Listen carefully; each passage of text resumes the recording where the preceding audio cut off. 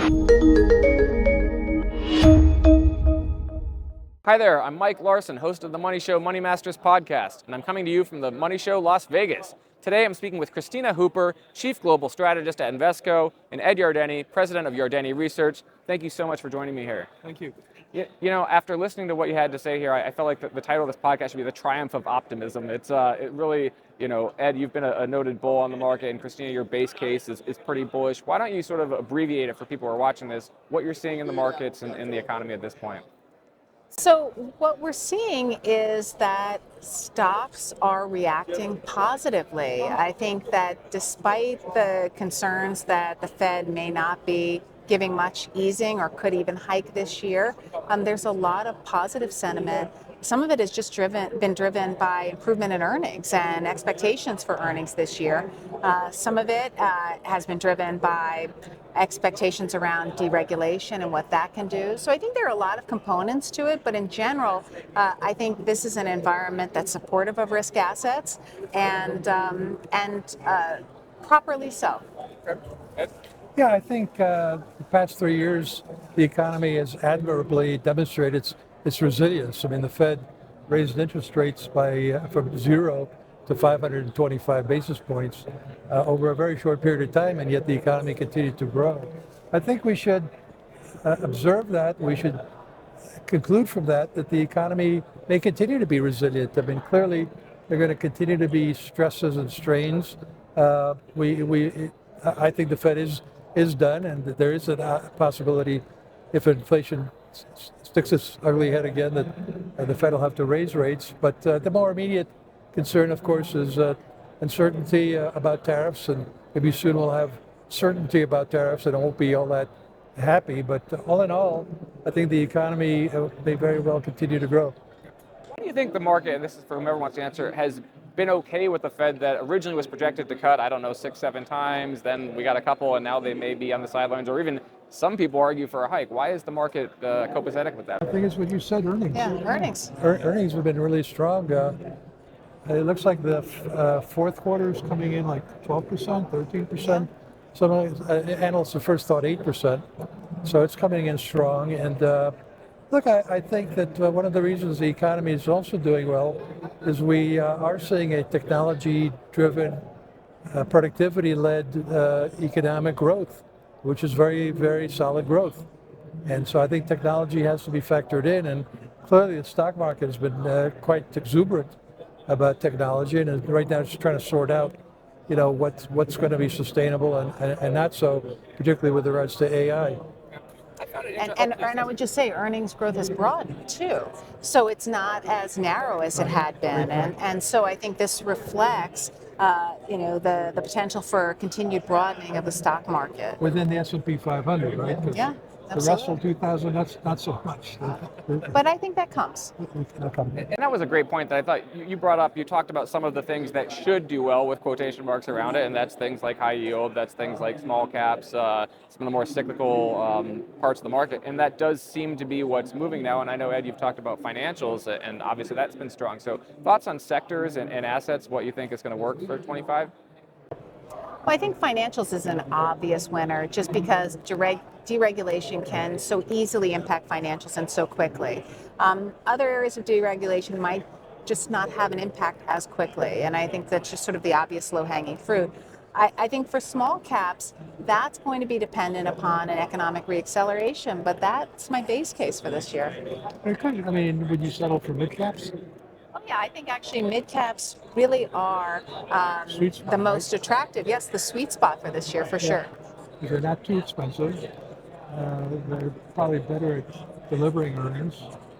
And if interest rates stay high, they probably can weather it better than some of the smaller caps. Yeah. So it makes sense. What about global investing? I know, Ed, you said you kind of tilted towards the U.S., but it's interesting, despite all the tariff threats, when I was putting together a chart of how different ETFs were doing, what's one of the best performing? Mexico's ETF. What's one of the best performing? China's ETF. What are your thoughts on that, U.S. versus global this year? So when we came out with our outlook back in November, we argued that it would be actually developed ex-US that it's likely to perform best in our base case scenario. And some of that is reversion to the mean. We've had several strong years for US stocks. but it's also what are the catalysts moving forward. And some of that is central bank easing, and we're likely to get more central bank easing from the ECB, even from the Bank of England. So I think there's definitely opportunity there. I also think there's opportunity in emerging markets. And valuations are just far more attractive. So I would anticipate that U.S. stocks do well this year, but I do think there are going to be other stock markets that perform better. Yeah, I have no problems with that. I think the valuation story is really what's driving the performance of European shares and Chinese shares. I think with regards to China, the government seems to be coming back to being a little bit more business friendly, whereas before they were just downright hostile. So that's helping some. But we'll see. I mean, we still are in the early uh, innings here of where this tariff situation is going to go. Will it turn out to be a war, or will it turn out to be a situation where it's reciprocal tariffs that we negotiate down? I'm optimistic that at the end of the day we'll negotiate these tariffs down, but it's still an unknown. I found it interesting in that both of you of sort of a risk scenario is that things get too good, essentially. I think you called it a hyper positive possibility and a melt up in your words. How do we know when we've gotten to that point, or what are some things people can watch out for to say, hey, this is too much of a good thing? Well, I think first and foremost, we see disinflation progress because we haven't gotten much of it recently.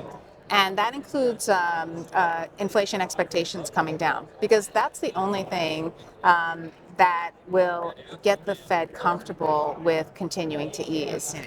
Back if we go to June 2022, Jay Powell was asked, hey, why did the Fed hike 75 basis points, but you were signaling in advance or messaging that you were only going to hike 50 basis points? And he said, well, we got a few data points in between then and now, including CPI and Michigan inflation expectations, so it matters. So those things have to ease. We have to have disinflationary progress. We also need to see improvement in growth. One of the things that Jay Powell talked about at his last press conference was that, job growth has been low. It's gone down. It's okay because we haven't had much in the way of layoffs. But if we were to see layoffs go up, well, that would need to be compensated with an improvement in job growth, or else we're going to have unemployment go up.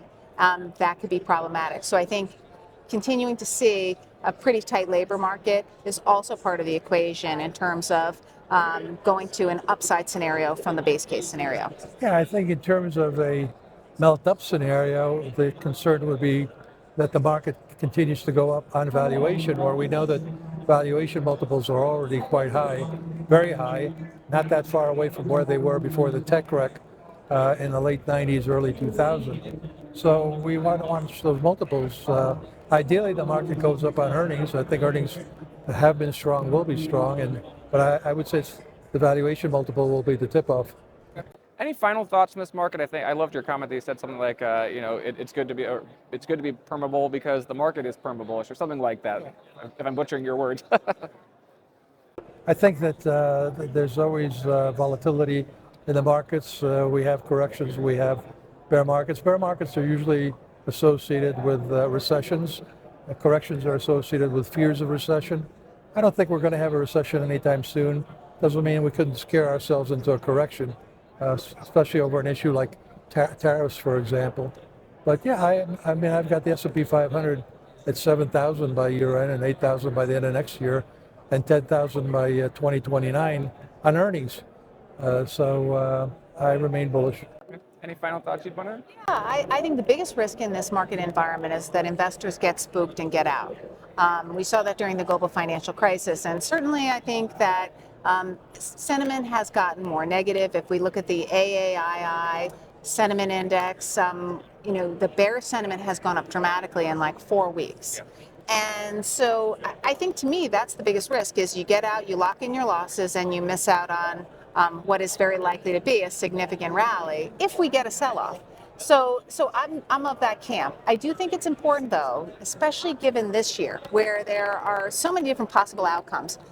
So many different policy unknowns that could kind of throw a wrench into the base case scenario, that investors be well diversified. So well diversified across and within the major asset classes, and that includes alternatives. Okay, well, wonderful. Kristina, Ed, thank you so much for taking some time out here. Safe travels home.